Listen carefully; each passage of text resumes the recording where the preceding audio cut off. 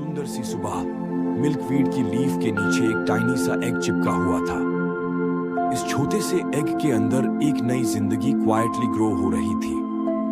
थोड़ी देर बाद एग हल्का सा क्रैक हुआ और एक क्यूट सा येलो ब्लैक स्ट्राइप्ड कैटरपिलर बाहर आया। बिल्कुल हंग्री, बिल्कुल क्यूरियस। रोज वो पत्ते निबल करता गया और धीरे धीरे और स्ट्रॉन्ग होता गया। जब उसका पेट फाइनली फुल हो गया, उसने एक स्टेम पर खुद को सॉफ्टली अटैच किया और अपनी लास्ट स्किन शेड करके एक शाइनी ग्रीन क्रिसलिस बना लिया। इस क्रिसलिस के अंदर एक मैजिकल ट्रांसफॉर्मेशन हो रहा था। कैटरपिलर एकदम चेंज हो रहा था। सेल्स नए तरीके से अरेंज होके विंग्स, लेग्स और अंटेने बना रहे थे। कुछ दिनों बाद क्रिसलिस हिलने लगा और फिर क्रैक।